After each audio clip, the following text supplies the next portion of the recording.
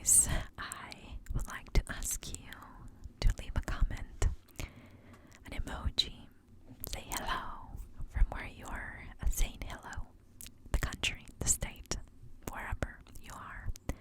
By doing that and liking this video, you are helping the algorithm, and my video would be shared to more people looking for ASMR content. If you don't, that's okay too. But I appreciate each and every one of you. I see you. I see your names. I see your pictures. You guys are awesome for taking 1 second, 5 seconds, or 30 minutes. Whatever. You can write as much as you want in the comments. I will read it and reply. You guys make my day. Thank you. I had my research for today's video saved on Google Docs, and I just can't open it. For whatever reason, it gives me an error. I should have known better, but I didn't. So, I was going to share this on Patreon. I feel like I have my homies over there that are quite interested in the same things I am. So often there I share other things related to mysteries, but with lots of useful information for everyday life.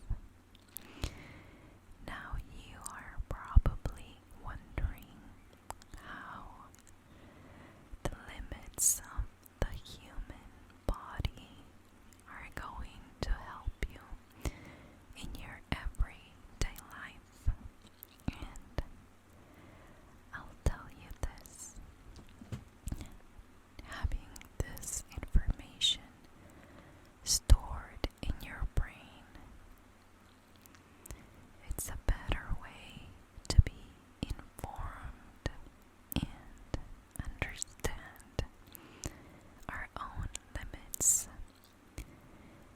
Having knowledge, it's always a plus because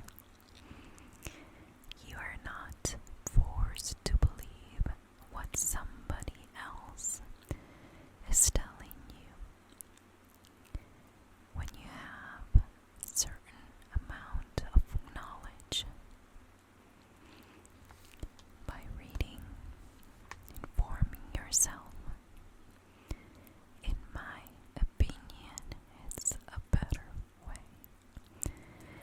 to make decisions in life and understand when somebody is trying to convince you of something based on their beliefs and not facts. These kind of articles I enjoy reading randomly come up when I'm having some friends over, or where I'm going to my friends' houses for barbecues, and this will be useful information. I promise that it will come up, and you have this as a background information that if you're interested, you can research more. I am a firm believer of reading, and reading books that we can use. I believe that if we have the brain power to remember some questionable lyrics to silly songs, or if we have the brain power of reading a book that maybe is science fiction or, a novel, and that book can stay in our brains as much as maybe a movie that you watched recently. I'm sure you and I have enough brain power to learn about things that are real and that are useful in certain situations. Now, I am a reader, and I think that no matter what you read, reading takes you to a different level. It keeps you wondering and trying to learn more. It's like a need that creates in your brain for information. And what you do with that information is up to you.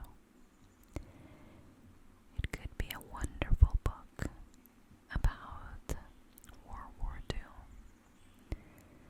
or an interesting book about a love story, or it could be this kind of reading that helps us understand ourselves and our own limits, that I believe most of us don't test.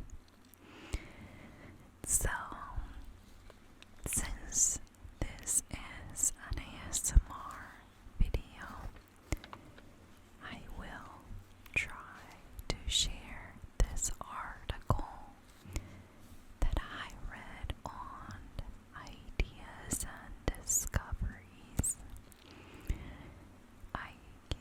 September 2021 is the issue.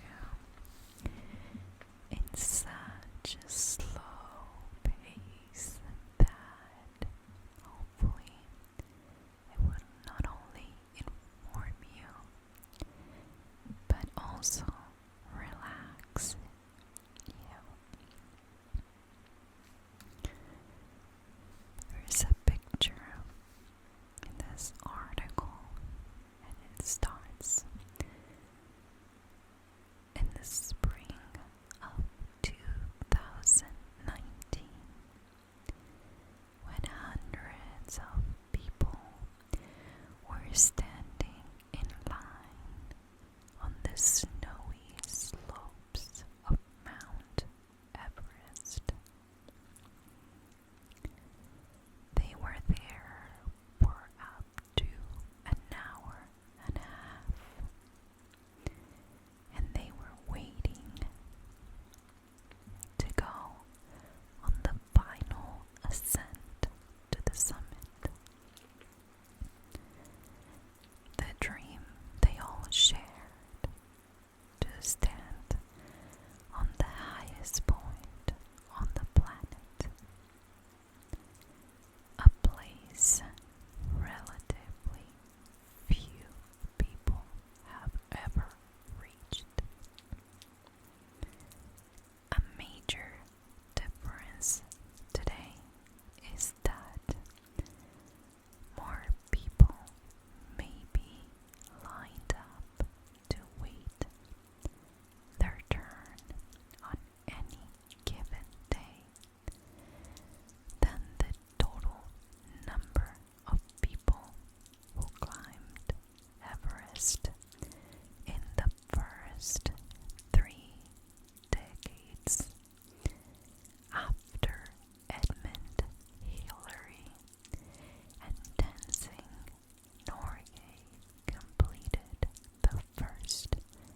successful ascent in the year 1953. Life and society are always changing. More and more people are seeking to fulfill ever more ambitious personal goals. In a survey conducted in 2015, more than half of the respondents said they would be willing to have implants inserted into their body to surpass the limits that nature has placed on human ability. Well, count me out of that. No, thank you. But that raises the question of just where those limits lie. Could a person arbitrarily decide to extend them? And if so, by how much? We're constantly hearing people pushing their limits and training their minds and bodies in an effort to go to the extreme. Such intrepid individuals demonstrate where the limits currently are, and through the example of their daring actions, raise the prospect of pushing them even further.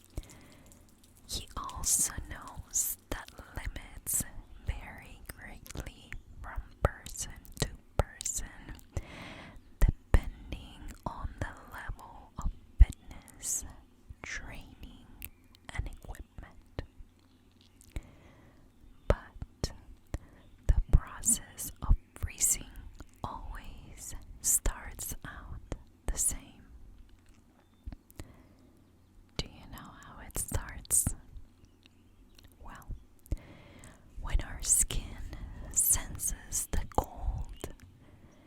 The sympathetic nervous system is stimulated and causes blood vessels in the skin, arms, and legs to constrict. That insulates our superficial tissues by a factor of 3, which helps us maintain our body heat.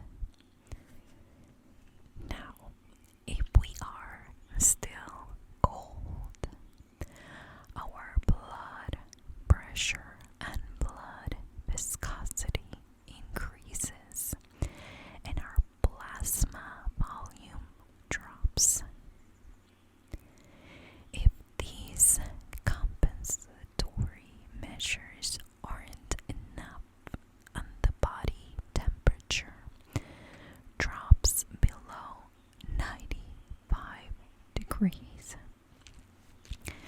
the result is hypothermia, a medical emergency that requires immediate attention. The warning signs are shivering, fumbling hands, confusion, slurred speech. I might be freezing because that's what's happening right now with my speech.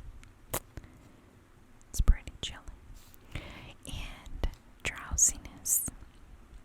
If exposure to the cold continues, breathing and heart rate slow down, and loss of consciousness can occur beginning at 82 degrees Fahrenheit. If body temperature continues to drop, the chances of survival dwindle, and death can occur when core body temperature drops to 70 degrees Fahrenheit. The record lowest body temperature in an adult who managed to survive the experience is 56.7 degrees Fahrenheit. That is quite impressive. Now, when the cold gets excessive, the initial treatment for hypothermia should be gentle. Too much movement can precipitate cardiac arrest, so a victim should be moved carefully to a warm, dry location. You should avoid massaging or rubbing the person. The warm-up should be slow to avoid afterdrop, a condition in which cold blood from extremities continues to chill the body core.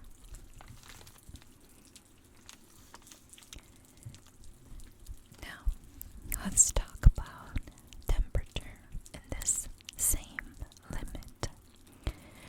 98.6 degrees Fahrenheit is considered normal body temperature. This is perspective, okay? After everything we read. In practice, however, it ranges from 97 to 99 degrees, determined in part by when and how it is measured.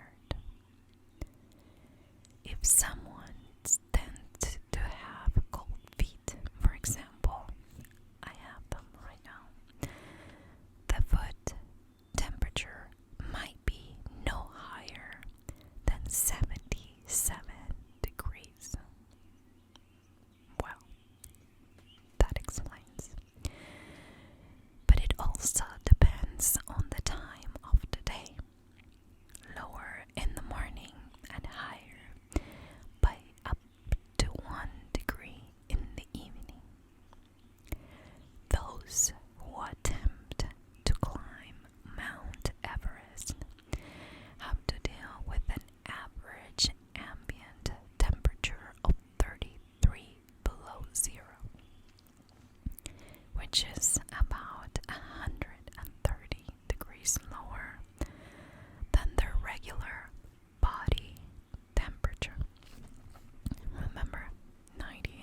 1.6.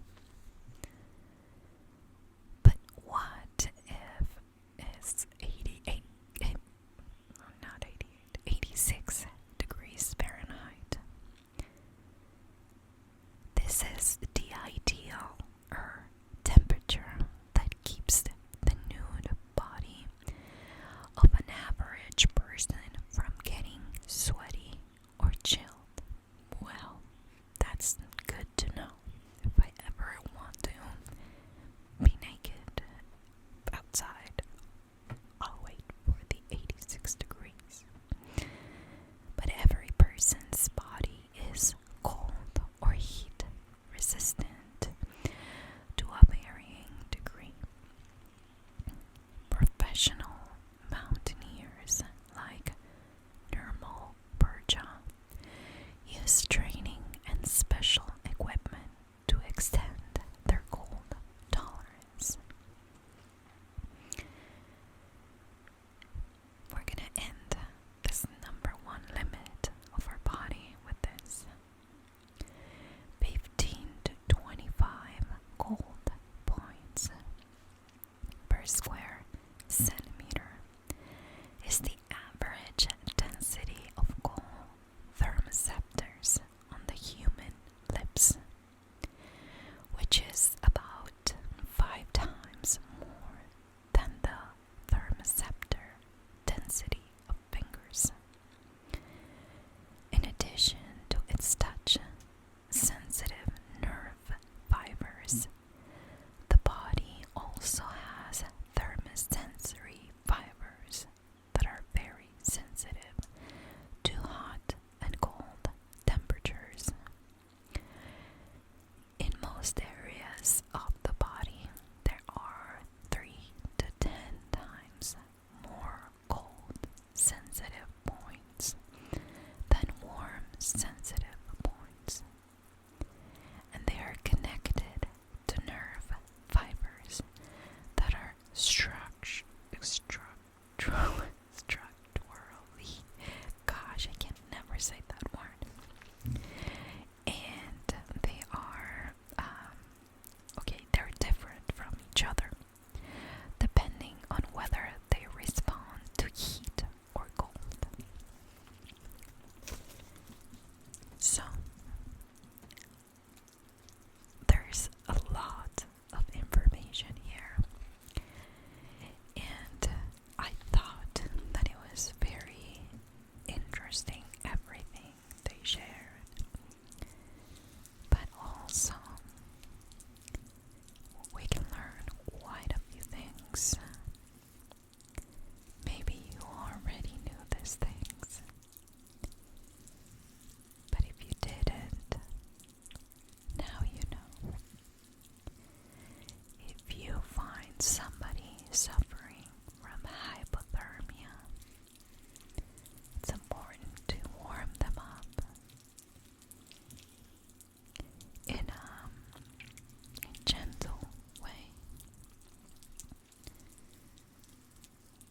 and that we should avoid massaging or rubbing the person,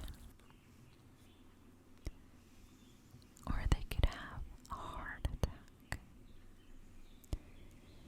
We also learn how adaptable our body is to different temperatures, and when we push it to the next level, the need for extra equipment or special equipment to actually achieve what we want. This picture I am looking at right now, I'm going to describe it. It's this guy climbing attached to a rope. There's another person behind. It could be a girl, of course, with the gear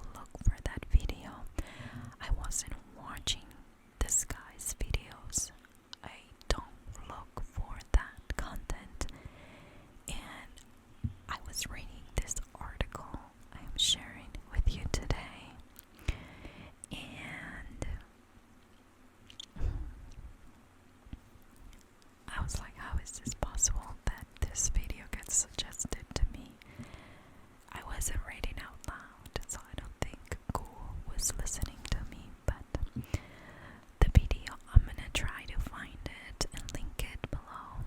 It's about these guys that went to this, I wanna say somewhere either near Russia or in Russia, where the temperatures for 9 months is, I think, -70. It's a pretty cool place. It's a nice city. A lot of people live there. But if you want to see, he boils some water and then he throws it up like he's gonna burn himself, and it turns into ice. Now, to each their own.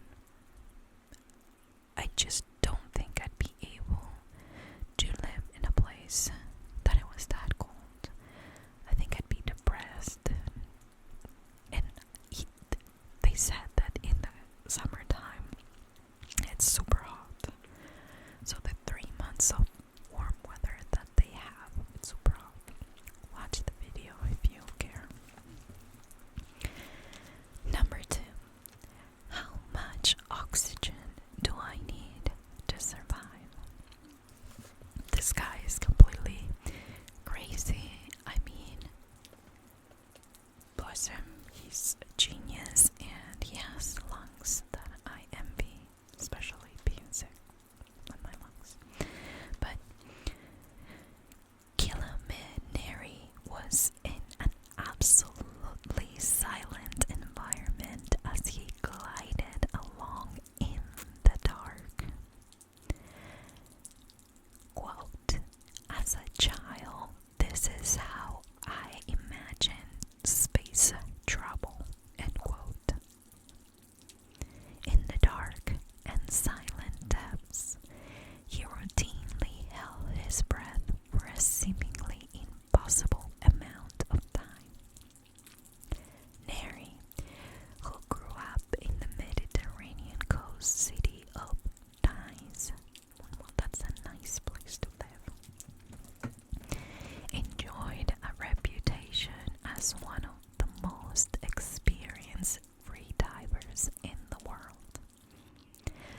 He began diving when he was 14, and by the age of 19, he set a French national record for constant weight diving by descending to 269 feet, thereby matching the world record. But hold on, 1 year later, he reached a depth of 285.4. Okay, this guy, feet. This is 285.4 feet. Without oxygen, setting a world record of his own. While most people can hold their breath for no more than 1 minute, perhaps 3 minutes with practice, free divers like Neri are constantly exploring the body limits. The world record of 11 minutes and 35 seconds is held by, let me see, oh, we had it somewhere here, Stefan Mifsud, probably butchering that. Neri's string of success continued from 2011 to September 2015, when he attempted to dive to 423 feet. By mistake, the organizers had set the dive line at 456. Neri reached the target but ran out of air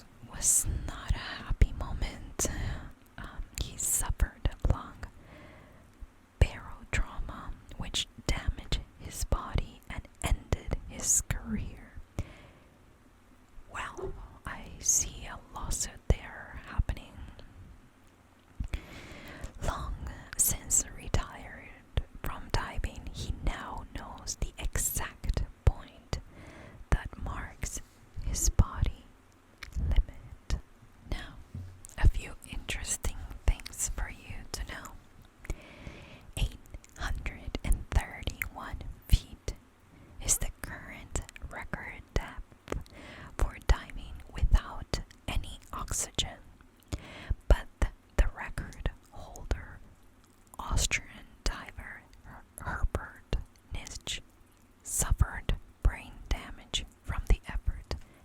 Guys, just no. Another thing you should know is that 30 beats per minute.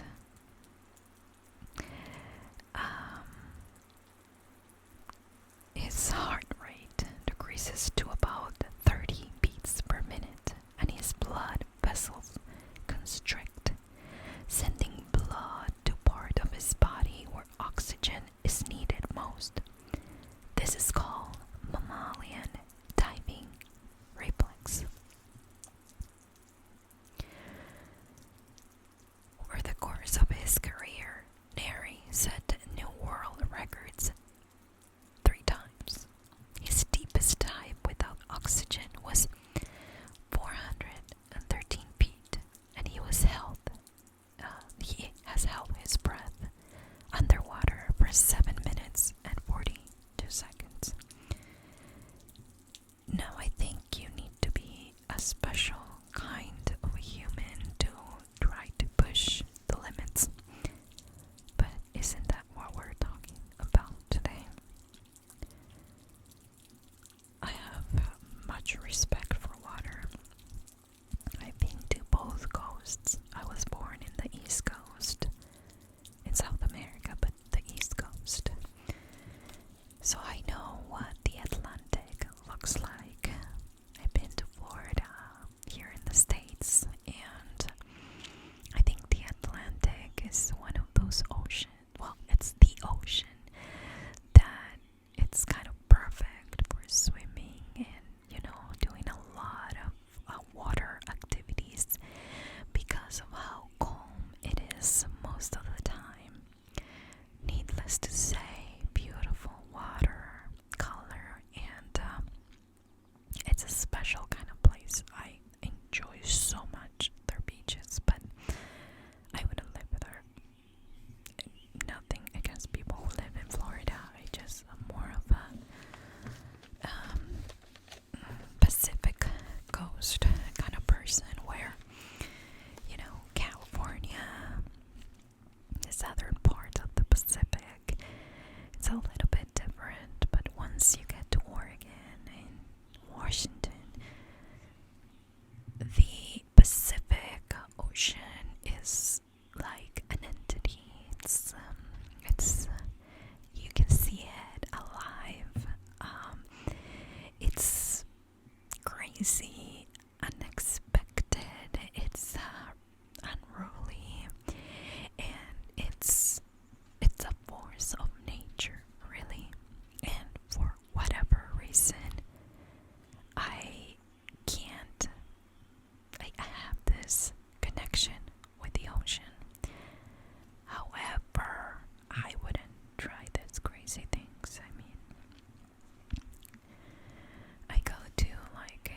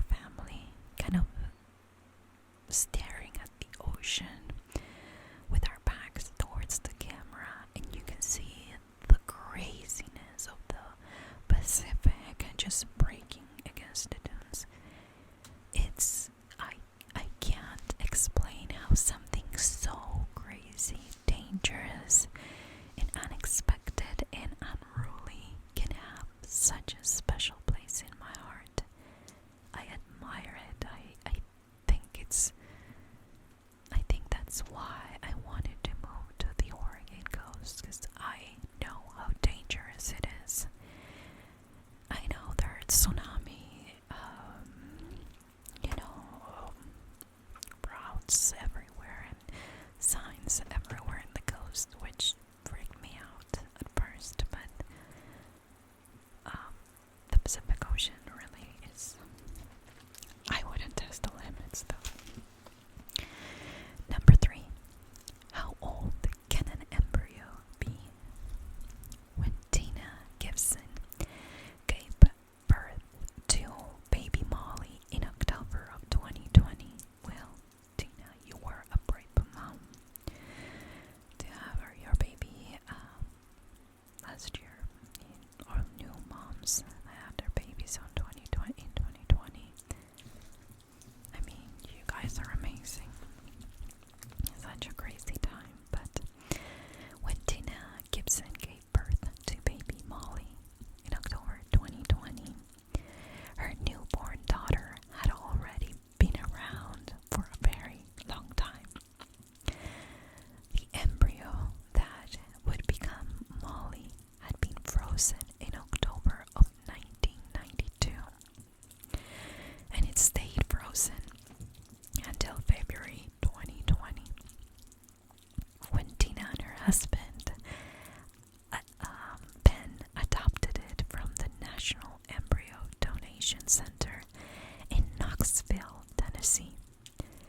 See, I had no idea that existed when I read this. I was like, wow, okay. Thus, at birth, the baby was almost the same age as her 28-year-old mother.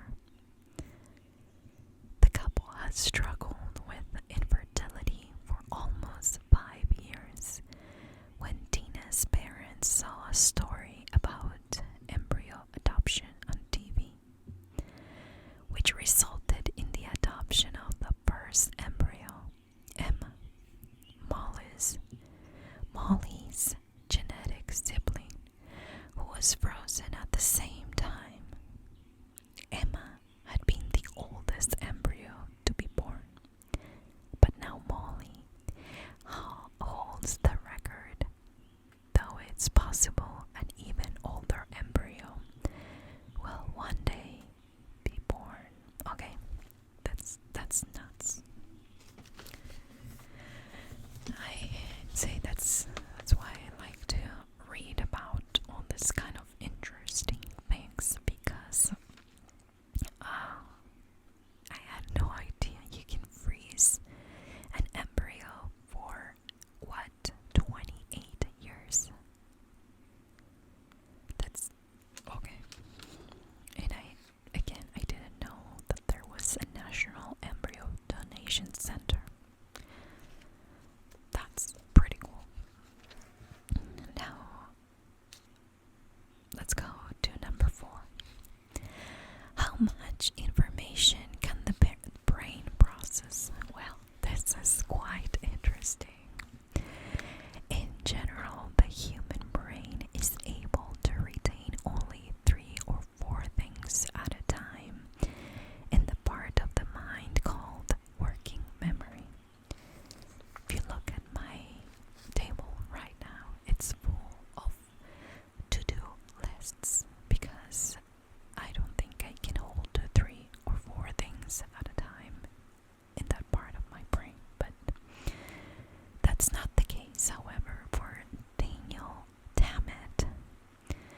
He first drew attention to himself when he was 25 years old, and he recited the mathematical constant p to 22,514 decimal places from memory. I mean, this guy, he's a pretty cool guy. I don't know how that kind of shows us how much ability we have in our brains that it's not turned on, for lack of a better term. In some, myself, for example, it took him 5 hours and 9 minutes to recite 22,514 decimal places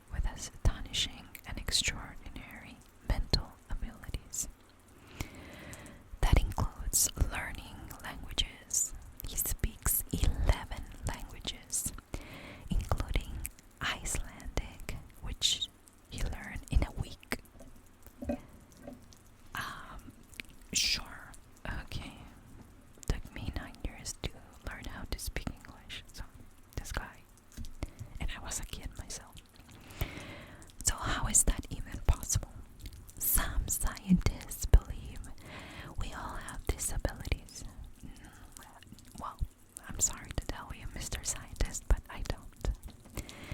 But it takes some time of trauma to the brain to unleash them. In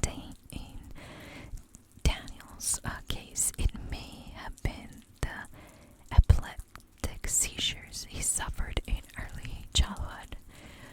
Well, this is the kind of case that you think of, best case scenario, because then you can read about trauma and, falling and hitting the head in some true crime cases, and then they become serial murderers. So there's that. You can either go dark or you can go to the I am super smart end of the world, and I am not on either side of those. So number 5. On a December morning in 1954, John Paul Stapp rode the Sonic Wind 1 rocket propelled sled to a speed of 632 miles per hour in only 5 seconds, setting a land record speed. When the sled stopped in just 1.4 seconds, his body was subject to the greatest G-force ever endured by a human being. Up to that time, 46.2 grams.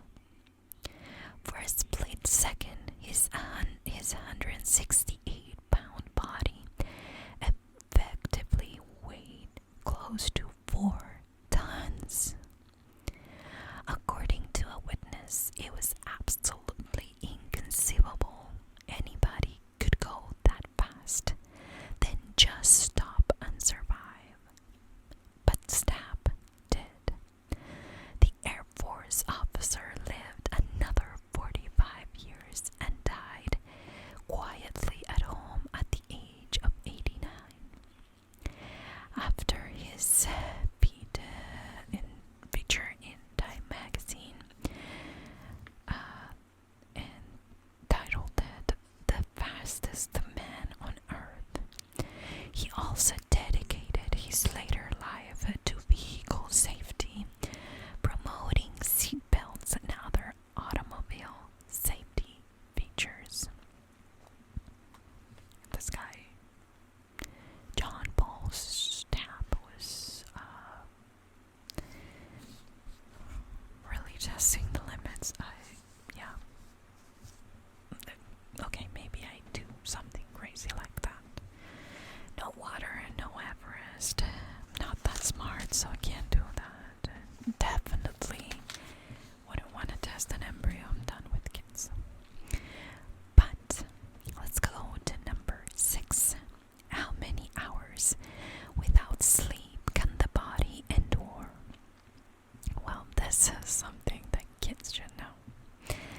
In May of 2007, Tony Wright attempted to break the record for most hours of sleeplessness. Under the surveillance of a webcam and his mates at their favorite pub, the 43-year-old stayed awake for more than 11 days. 266 hours to be exact. To do so, he drank tea, played pool, and wrote in his diary. But when he awoke from his subsequent rest, he encountered 2 significant problems. The previous Guinness World Record was actually 10 hours longer, and the sleep deprivation category has been dropped due to fear that further record-breaking attempts might be unhealthy. Still, Wright regarded his effort as success and said his diet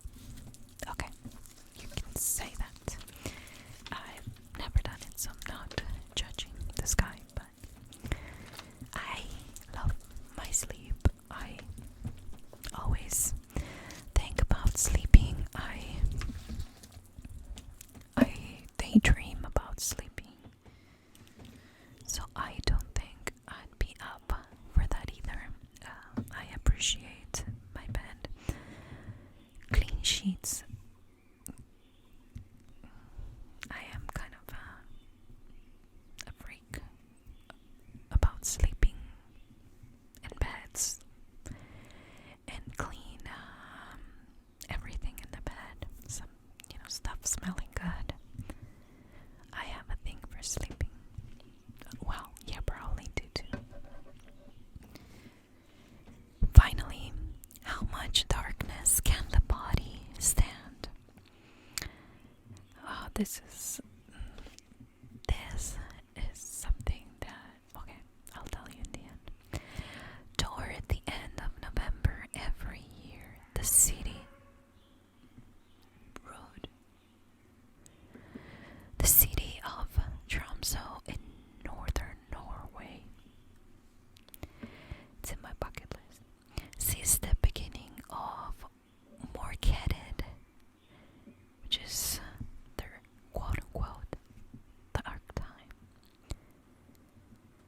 And this is basically their polar night.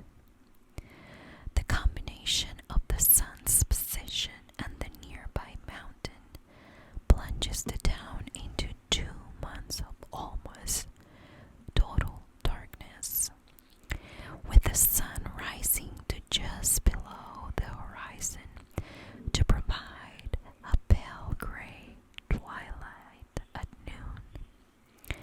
Although she's been living in Tromsø for more than 40 years, Marie Medcraft still has a hard time dealing with the perpetual night. To prevent depression, she illuminates her apartment as light as day and regularly invites friends to come over for Christmas time brunch. She always says,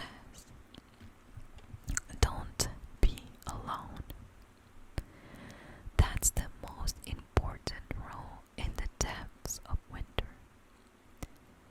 She was born in Oslo, about 700 miles farther south as the crow flies, and she hates the dark time.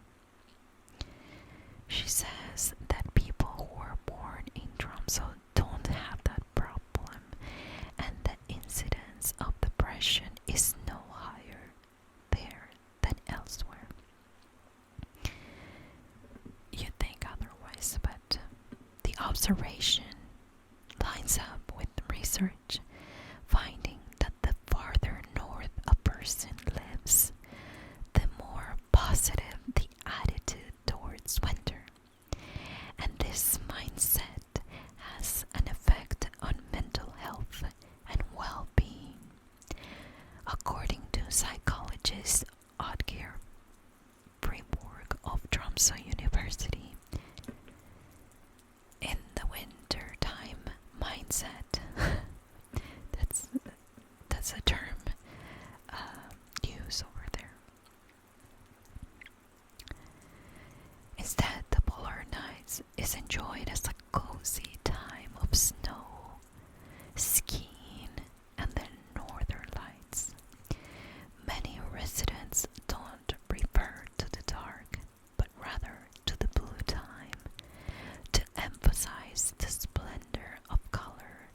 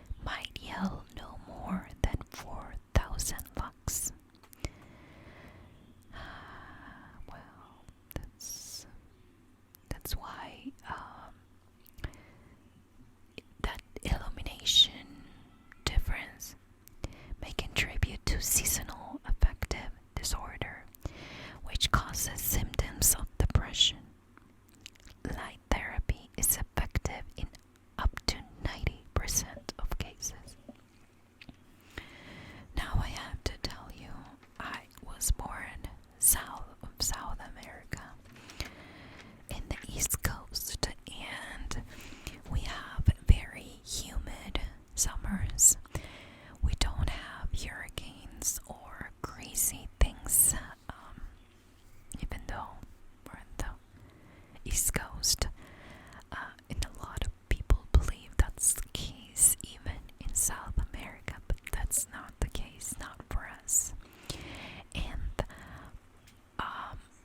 winters are cold and humid, and the people don't have central heating systems, so you are down to either a propane heater, a wood stove, but wood is super expensive, like firewood, or electrical thing. But the power, really, it's super expensive. I wonder what in the world is going on.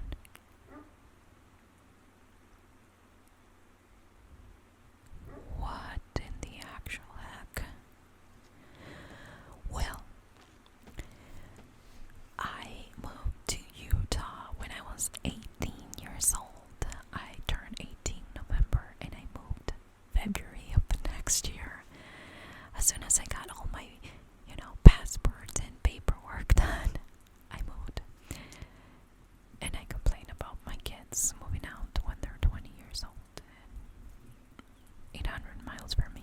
But anyways, when I moved to Utah, I started dreading the winter a few years into living there. I still despise Utah winters. I got so depressed and so sick, like physically sick in the winter. I'd get my asthma every couple of weeks. It turned out I was allergic to a lot of the brushes and trees from the desert, but I got very, very depressed to the point that it was affecting my brain, and my brain was sending signals to my body in a way that I had a vomiting syndrome. I can sit here and tell you everything I had, but I despise Utah winters. I know some people love them. I don't think you should hate them. I'm just telling you how I feel. And so I always wanted to move. I went to different states. I went to Wyoming, Idaho, Florida, Washington, California, and some others. But I always thought that if I was going to move, it would have to be south. But I didn't want to move to the desert because I knew that I was allergic to a lot of things. And I ended up moving up north to the Oregon coast. I'm south in the coast, but still. And let me tell you, I always look forward to a next season. I am enjoying summer. You have no idea. I finished this video. I start to save it. And then I go outside and do all the things. I like my garden. I like my plants. I like my animals. I like to organize stuff. I am a freak as far as having an organized patio, an organized yard. I may not have a lot, but what I have is taken care of. So it's a wonderful season. I can take naps, and I do. I'll probably insert a clip somewhere. Maybe not here. Maybe I'll do another video. But I made this lounging chair out of wood pallets.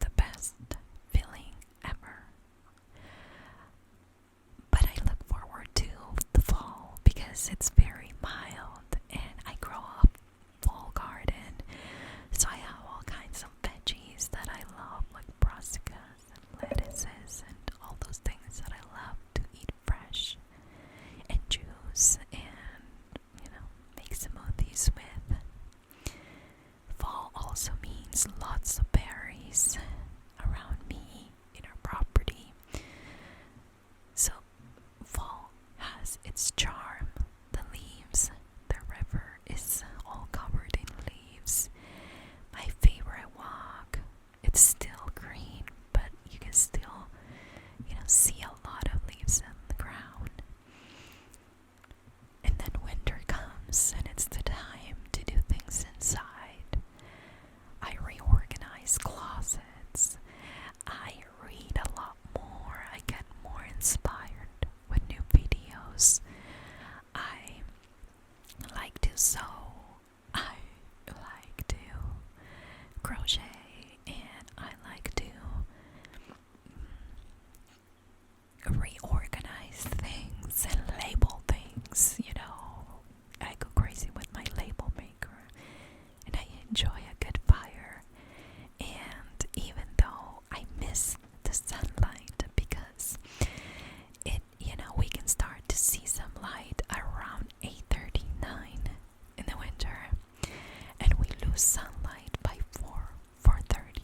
So we have 7 hours of a gray sky that it's daytime. So no sun. I miss the sun until March. And we kind of lose that sun or sunny days completely by the month of January. And by then, I'm looking forward to March, because it's going to be nice to be outside, crisp air, sunny days, and then some showers. And it's what I'm trying to say is that it's interesting to know how I move north. And I think this article, this research is actually true. Most people do that live in north areas, kind of, for whatever reason, are more used to the winter, even though we lose a lot of sunlight. Right now I am remodeling the whole yurt where we live, and I'll probably do a tour if you guys want. Remodeling, that's the wrong word. Rearranging. I'm getting rid of a couch, and I'm getting rid of a table, and I'm just moving furniture around. I'm gonna get some drawers and stuff for some clothes, and I created a little corner where I'm going to record some videos. So the plan is to charge my computer and have it ready for recording, and I'll do shorter, maybe 30 to 40 minutes videos when I'm in front of the camera, and then longer videos without me in the picture because of that. But I can't wait to show you that nook. And you're gonna stare at our berry part of our property, kind of the front, if you will. And there you will be able to see the rain in the, winter time.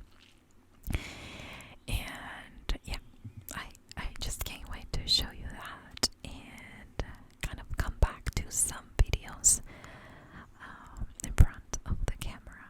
I love you guys. You already know that. I appreciate each and every one of you.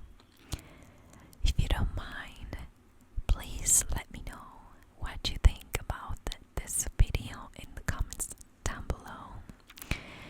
And if you enjoy this kind of chatty, longer videos where we talk about things that are interesting, that we, it's good information to have in our brains, and kind of a little chat about each of the things that I'm sharing with you. If it's interesting enough,